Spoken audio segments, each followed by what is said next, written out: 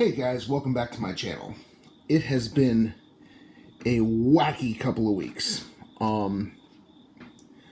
live in New Jersey, had to deal with the storms and stuff, a lot of flooding, so kind of got distracted away from my channel. Also, I really screwed up. I really wanted to get my other zombie deck tech done before all the Midnight Hunt stuff, because originally I was going to start with my dragon decks. I wanted to do regular deck techs on the weekends. And then, of course, Forgotten Realms happened, a whole bunch of dragons came out, and I was changing the deck list on a daily basis. So I said, instead of making a video that was going to be outdated very quickly, what I decided to do was move on to zombies. I got my Liliana Heretical Healer / Defiant Necromancer done, but you know, stuff got in the way of doing my second zombie deck, and now, you know, Midnight Hunt spoilers are coming, and I feel exactly the reason I was going to start with my zombie decks and get them out of the way isn't going to happen. So, now that the dragon stuff has calmed down, I'm going to be doing a deck tech on my Kaalia the Vast build, which finally has stopped changing. I would also like to note that so what I'm going to do for my other zombie deck, I actually want to crack the commander deck live on camera when I do it, and basically compare its deck to mine, compare the mana bases, you know, creatures. So like doing a deck tech, but also just kind of seeing how mine stacks up. I'm really curious about that. So instead of avoiding it because of Innistrad, I actually decided to embrace it. I'm just going to do the deck tech while looking over the actual deck when it comes in. So I thought that would actually be fun and a little different from just a list of cards. That being said,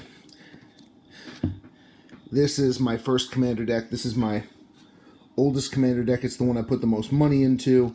It's the most maintained. It's got my own dual land, my only dual land. So most of you probably are very aware of Kaalia the Vast and what she does. You know, whenever she attacks an opponent, I put an angel, demon, or dragon card from my hand and onto the battlefield, tapped and attacking. Yes, I know you can read. So I would like to point out that means tapped and attacking. So for those of you who may not know, that is a huge thing about this card. So when she puts a creature into play, obviously, you get any enter the battlefield triggers. But what you do not get are any attacking triggers or tapping a creature triggers, because it enters in that state. Not Kaalia, but you know, any card she'll bring into play comes in tapped and attacking, so it can't trigger those two functions. So you gotta be careful with what dragons you put in the deck.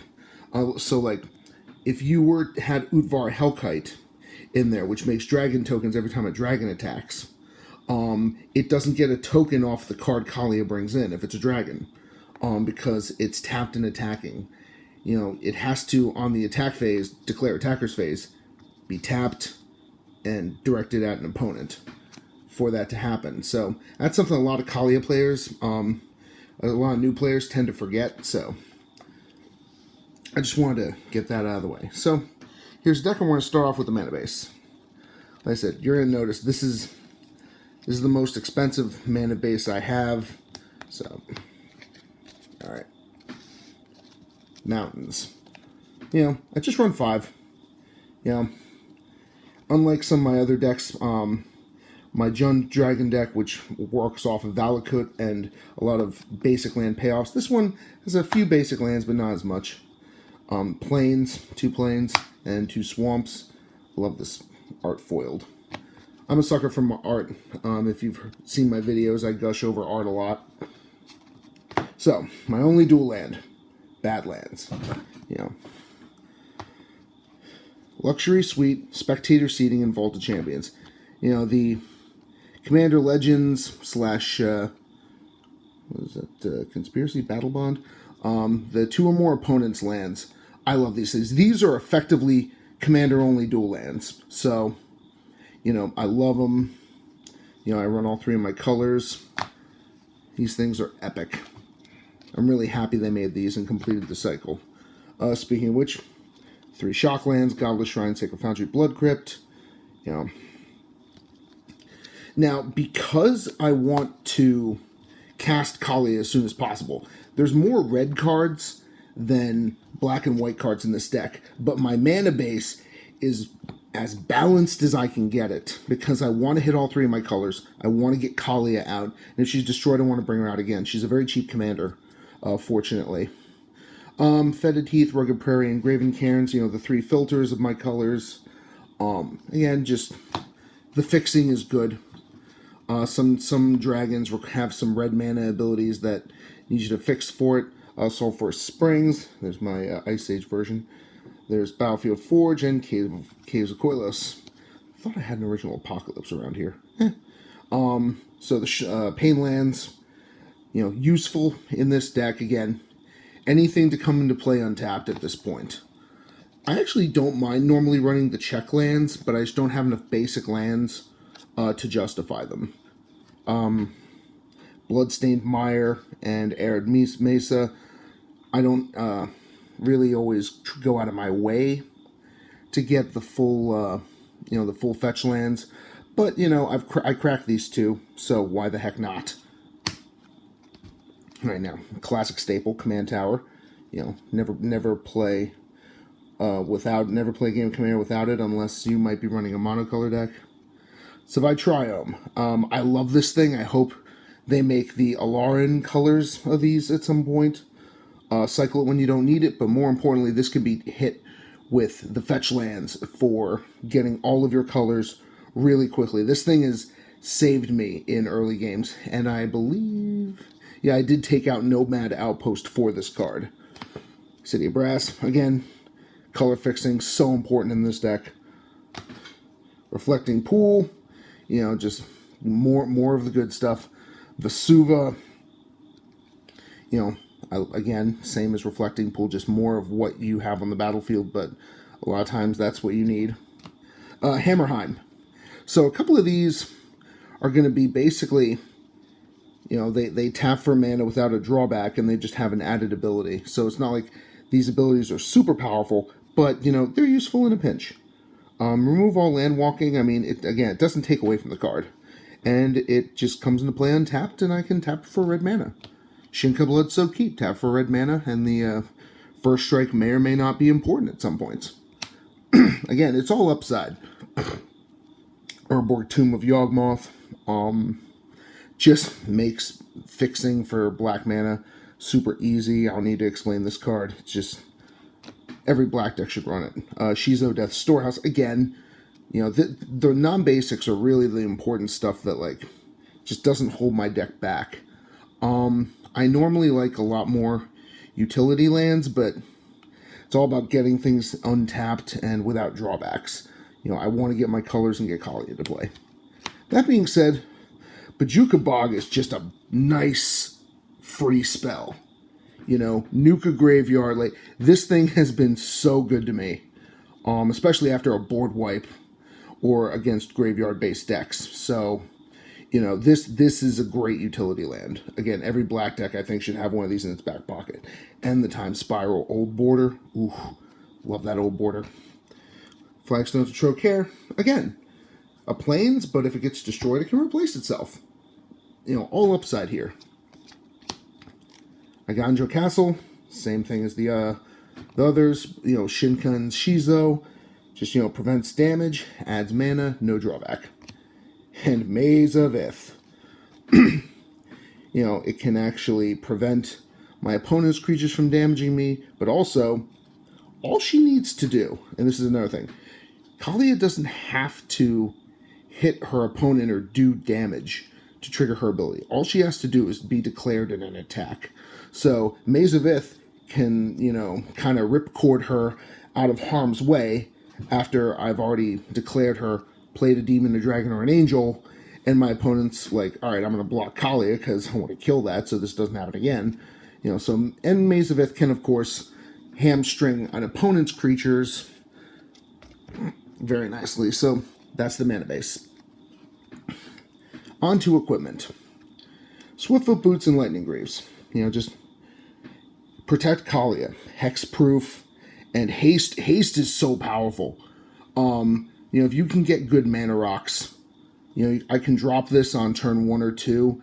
You know, turn 3 Kaalia. Especially with Lightning Greaves. Turn 3 Kaalia. Equip 0 and let her go. Or, you know, turn 2 Lightning Greaves, turn 3 Kaalia. Like, these two cards are so great when they land. Whisper Silk. Again, you know, a bit slower, but still, you know, just protecting her. Or sometimes protecting a bomb dragon. You know, sometimes Kaalia's done her job. The monster I need to keep alive is in play. And you just want to keep her. So, yeah, never forget, these can be used on other creatures. Aether Vial. So, sometimes your opponent just can manage to shut down Kaalia. That's why there's going to be multiple cards in this deck that cheat stuff into play, and Aether Vial is my favorite because it's set and forget it. Soul Ring. I'm not going to tell you why that's here. This is a commander deck. Mana Rocks. Arcane Signet, you know, love this thing. You know, I love the cheap Mana Rocks. You know, Rakdos Signet, Boros Signet, Orzhov Signet. Again, keeping my mana base as balanced as possible. Okay, so there's been a lot of contention recently, apparently, about like 3-mana Mana Rocks. Are they still good? I really like this one's ability, just because it lets me fix for various abilities that my cards have.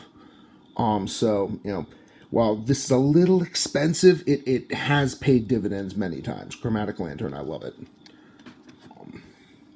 And a lot of people I know these days are starting to really decry Mana Rocks, or rather expensive Mana Rocks.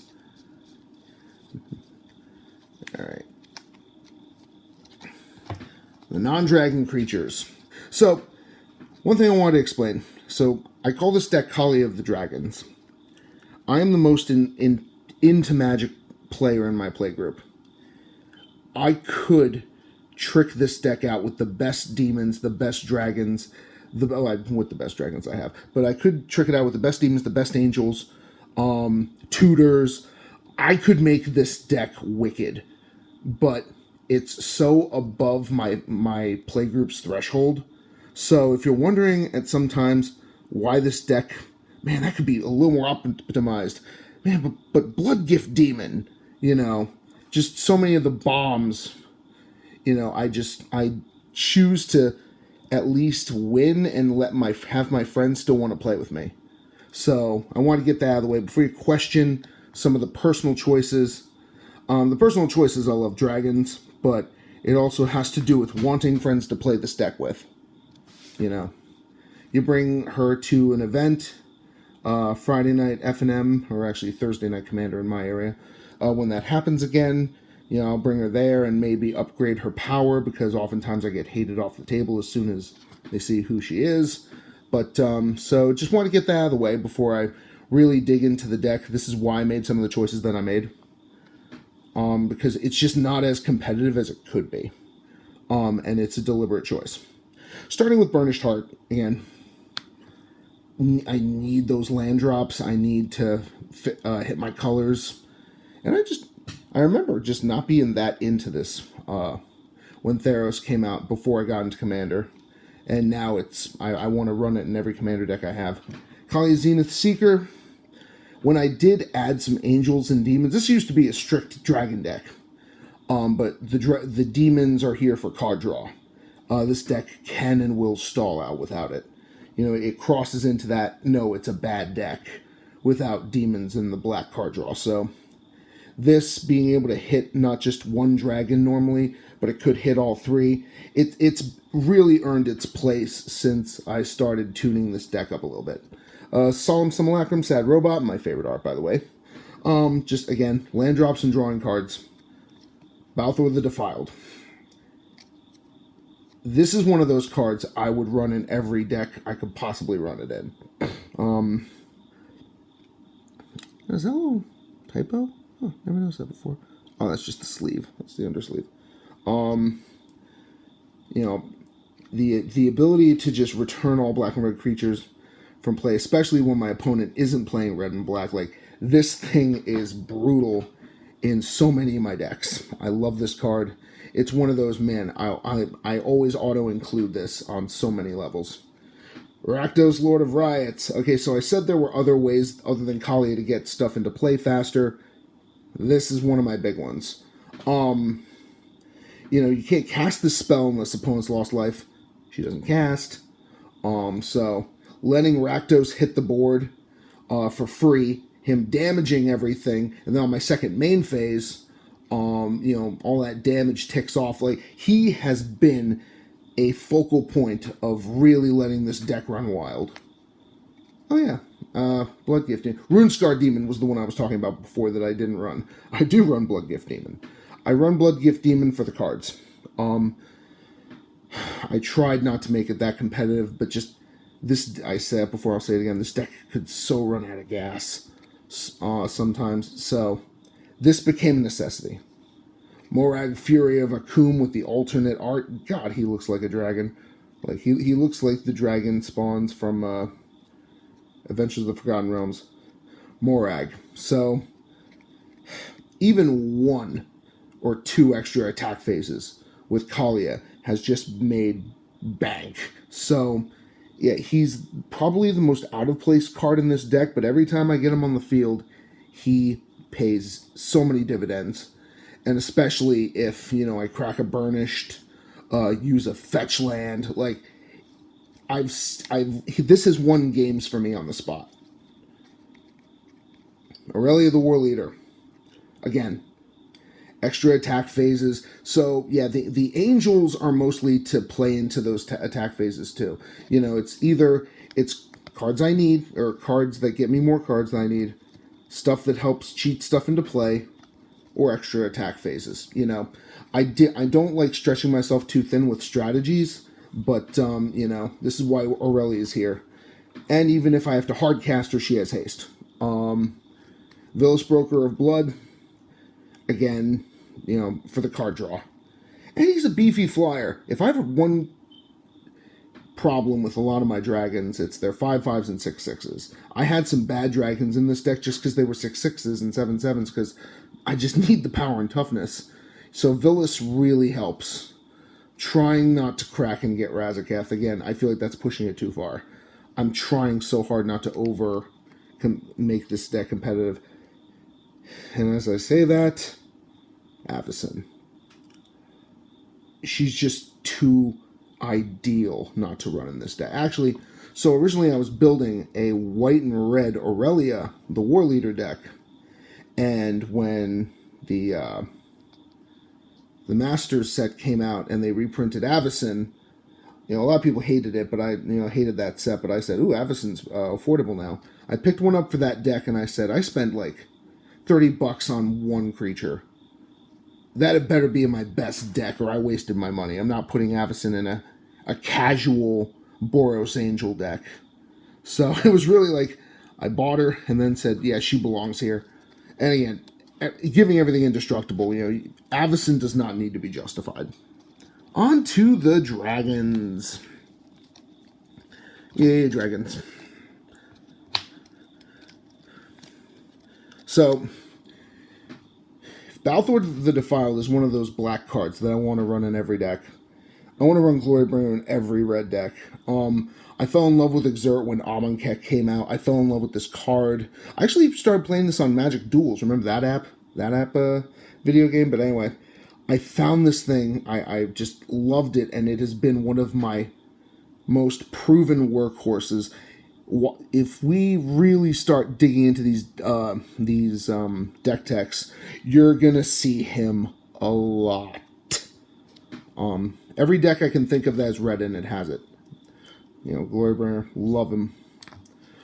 Terror of the Peaks. You know, I like the fact that he basically has like Ward 3 life.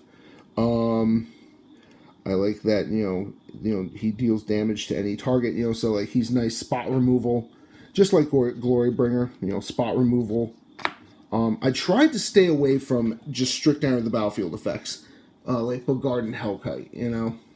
I wanted more. I took out, I think it was one of the Dragon Lords?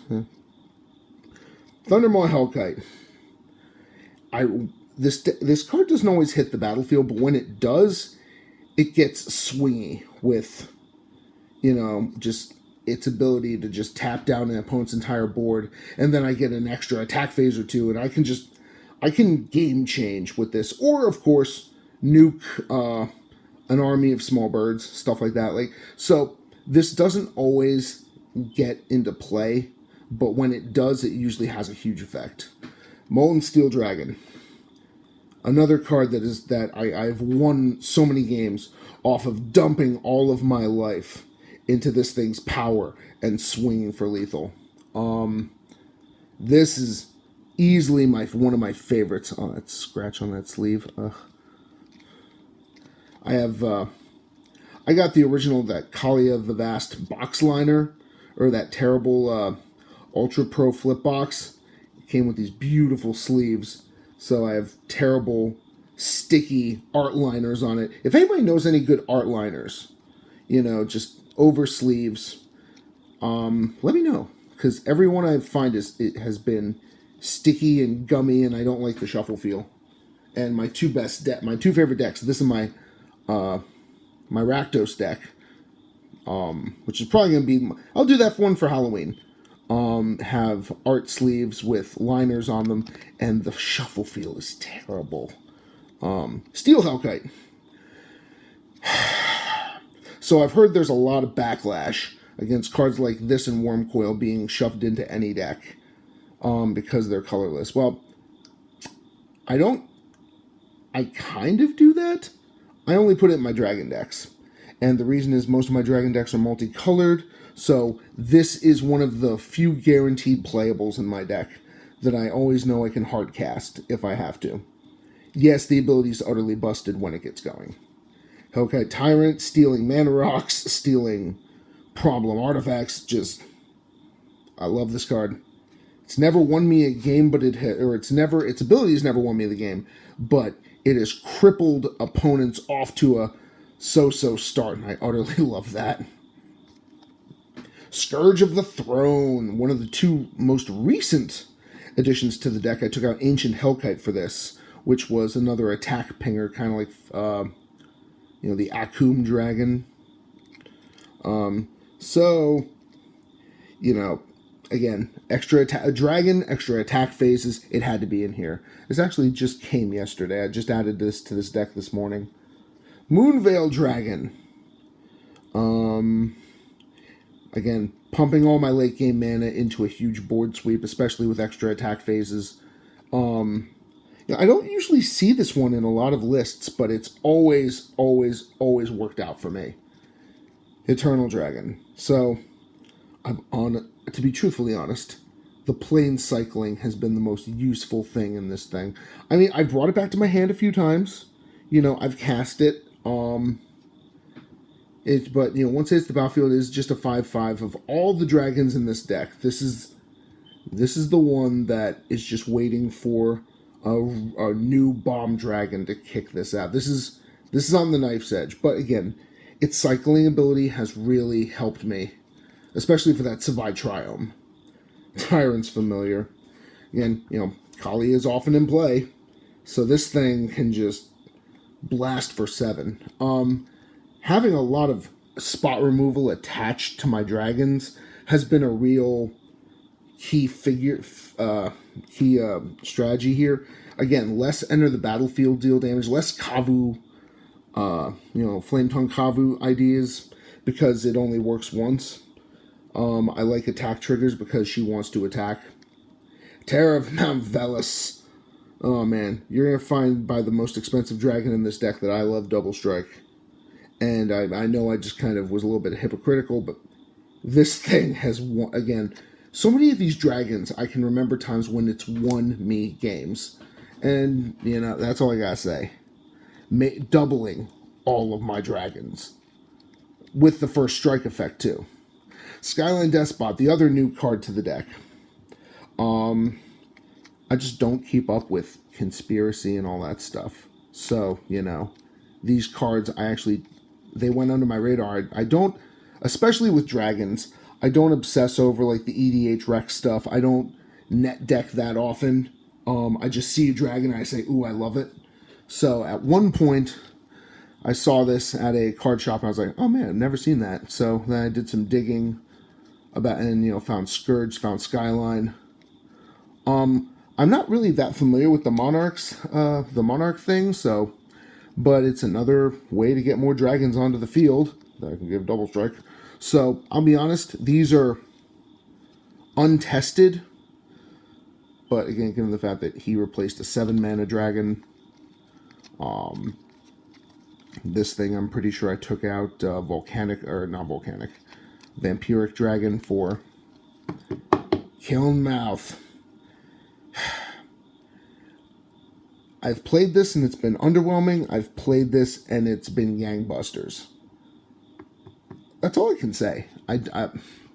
This has really run the gambit from being an excellent card I'm happy to see in my hand to, crap, this dragon. Its spot removal ability is awesome. I've amplified this thing to ridiculous amounts, so it's so hard to nail down this card. But it earns its keep enough. Balefire. The Bane to White Weenie decks and other Weenie and token decks. I utterly love this thing. This is easily one of my favorites. I say that both Innistrad dragons... I watched Yu-Gi-Oh! Back in the day, and these always remind me of the Red Eyes Black Dragon and Serpent Night Dragon from, was that Rex Raptor's dinosaur deck? Note they're dragons. So I found it interesting that both Innistrad dragons look like Yu-Gi-Oh! Cards. And like that new Moonvale Regent dragon that was just previewed. I want to put that in my Madness deck. Actually on, I want to say it was the Magic Historian's channel where he was talking about the cards. I got into a YouTube argument with someone who was obsessed with Moonvale Regent and how bad it looked and how bad it was, and he was offended that there was a dragon in Innistrad, and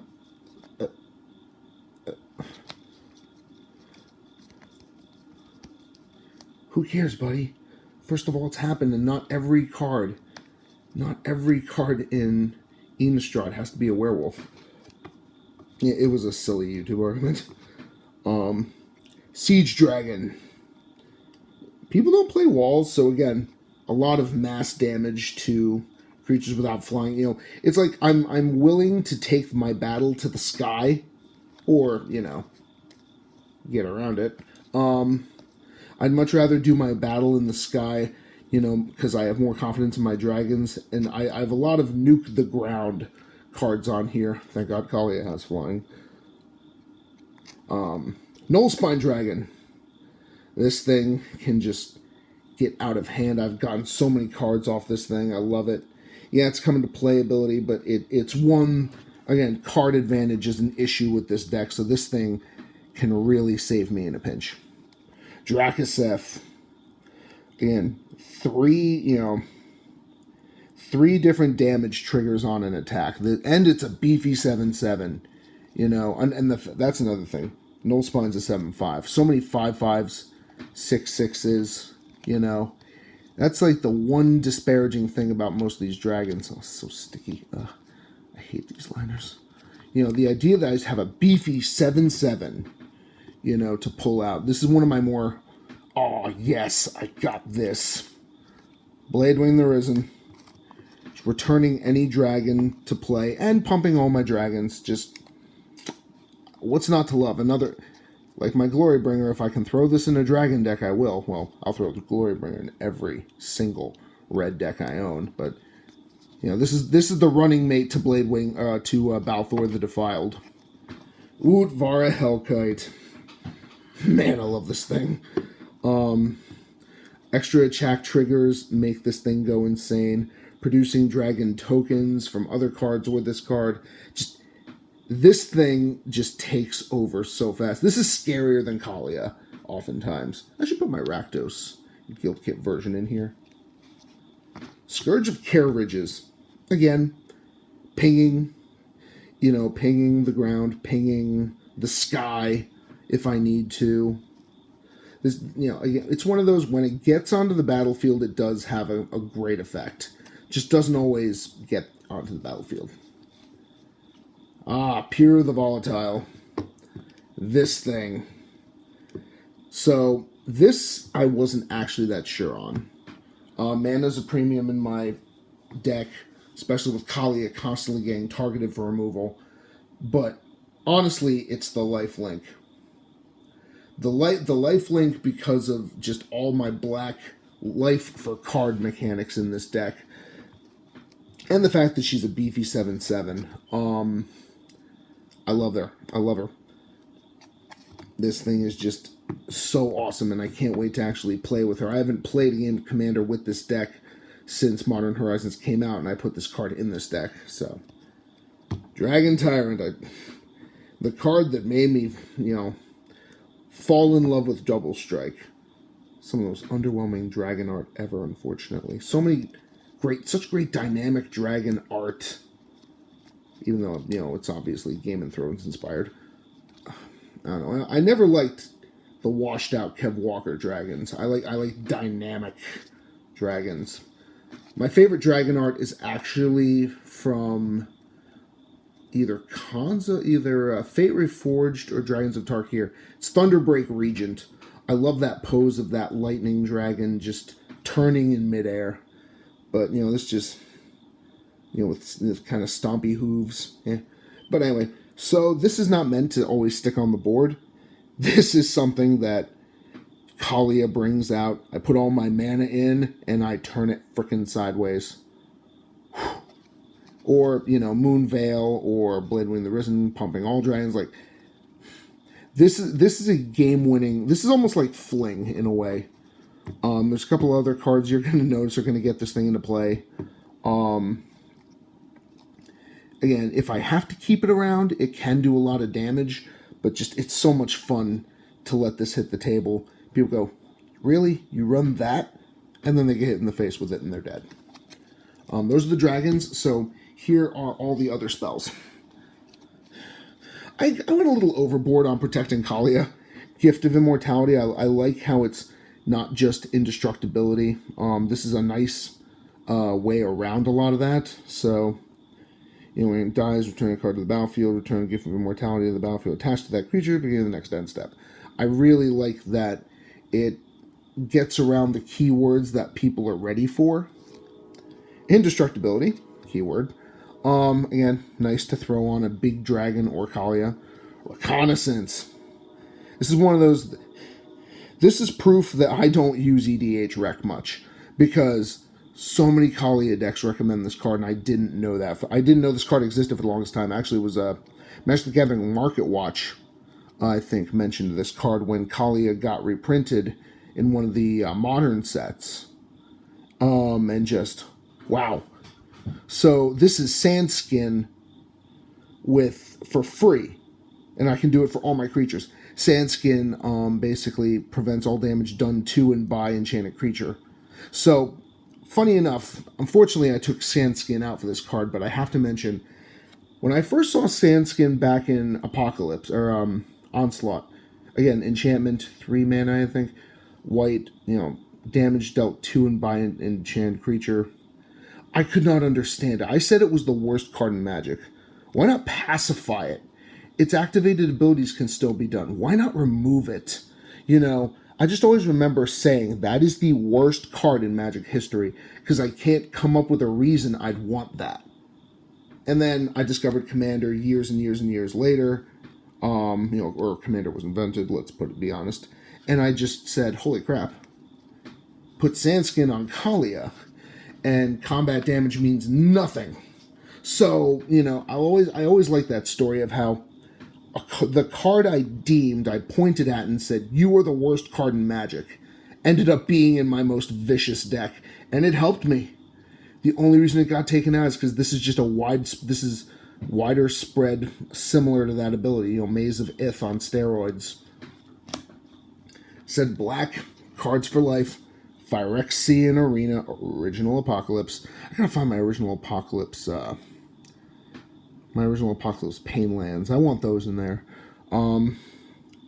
Love the art, classic, and just a great, consistent card. I know a lot of people say this falls off in competitive, but my friends are barely scratching the surface of capable in terms of EDH, like, competitive decks. So this, believe me, this does fine.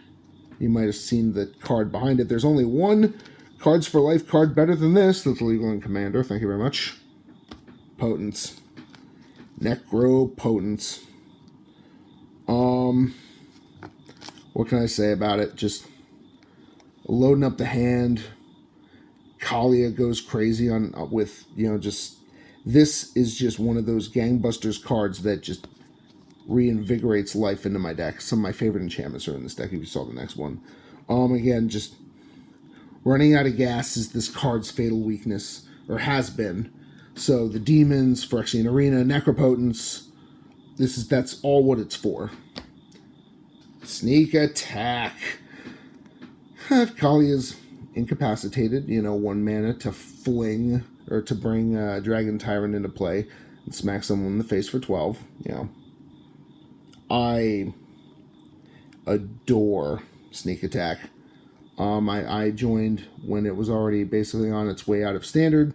I never got to play those Sneak Attack decks, but if I'd have been playing at that time, I would have been that guy. I would have been that mono-red aggro psycho. I love this card. And a lot of the dragons, a lot of times I'll sneak attack a dragon into play, and then play Blade Wing the Risen to get it back permanently. It's just a nice little workaround. There's a lot of ways I like to work around things. Alright, so, sorceries. Dreadbore, creature, planeswalker, just sometimes an annoying planeswalker with just way too many defenses is just, gotta get rid of it. Dreadbore's a nice 2 mana. That's basically what this is more in here for, nuke target planeswalker. Speaking of Apocalypse Originals, Vindicate. Always love this card. It's one of my favorites.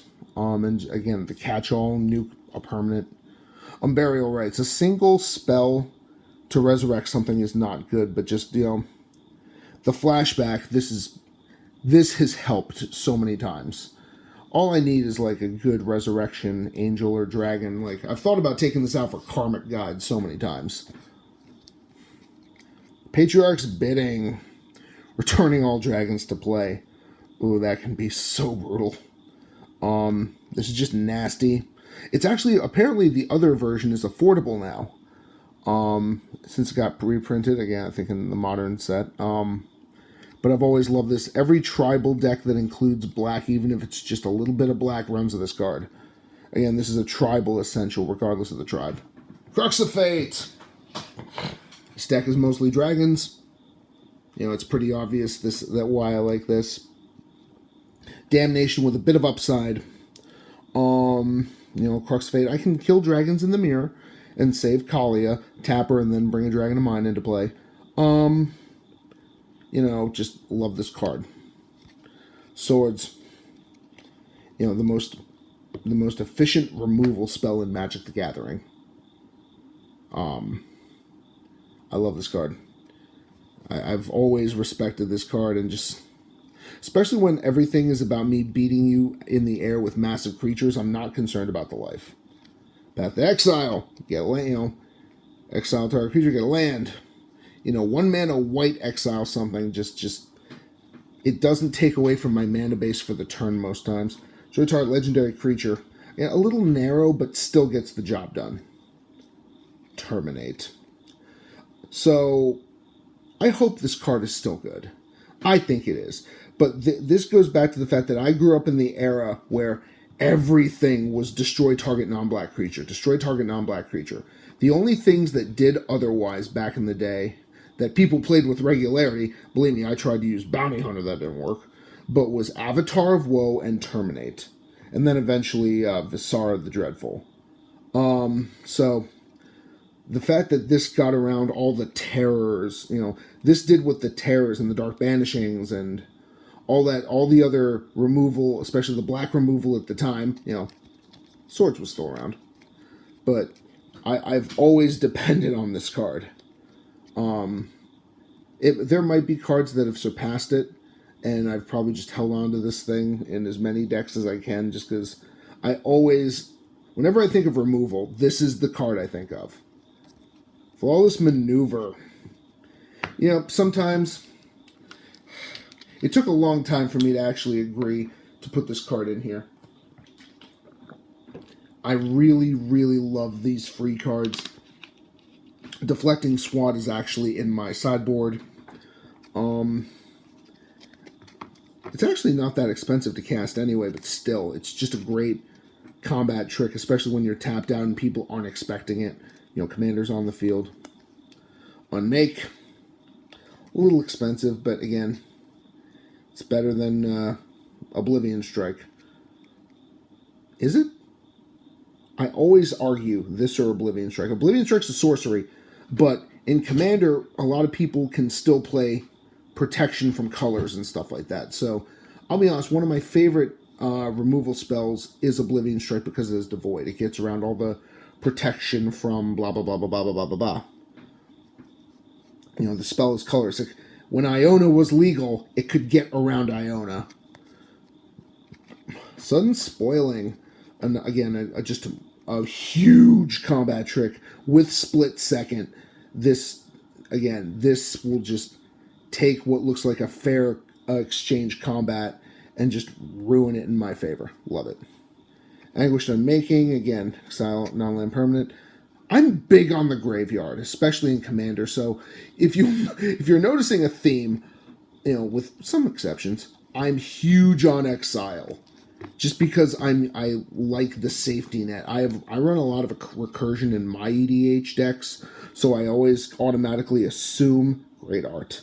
I always assume other people do too, so I love exiling. And Deadly Rollick is the last card. Again, free, utterly fun. And I love the Otrimmy, just playing with someone until they die. So that is the deck. That is my Kaalia the Vast deck, and I wanted to tell you cards in it and why they're there. Give some anecdotes on, what I've done with that deck, and just, I love it. This was that. Most Dragon fans in fantasy tend to see Kaalia and fall in love with her, and that's definitely what I did. Thank you for joining me. This video, I think, was a little longer than the last one, but the deck techs are going to be. So, let me know in the comments if you're interested in this comparison video I'm going to do. I'm going to try and get the deck techs out with regularity. And definitely going to do a box opening. So, I'm going to have some content lined up on every Saturday/Sunday for the next few weeks. So, I hope to, by around Halloween, as a fun thing, do my Rakdos deck tech. I thought that was a perfect one for that. Might actually I'm thinking about building a werewolf deck on camera. Thinking about it. But my review my box opening will be coming when I get the booster box. Unfortunately, my local game store told me that they won't have draft boosters for pre-release. They will have them for release. So next week, I'm going to see what I can do. I'm going to find another deck to do a deck tech on because they don't have it. And then when I get my box, I'll open that and then proceed with the Commander, the Commander opening / comparison. And again, around Halloween, we're going to get a lot more product. I'm actually really looking forward to Magic right now, which I can't say. I overhyped Commander Legends, and I was mostly disappointed. So I'm really excited about this. So thank you for joining me. That would have been so like me to knock the camera over in the 11th hour. When I originally filmed the alpha version of this video a month or two ago, I knocked that camera over like 60 times. One of the huge contributors to me deleting the original video. And the fact that Forgotten Realms had just come out and I was changing the deck every 5 minutes. So, thank you for joining me. Hope to tune in next time. Let me know in the comments what you think about the zombie deck idea. Thank you guys. Have a good night.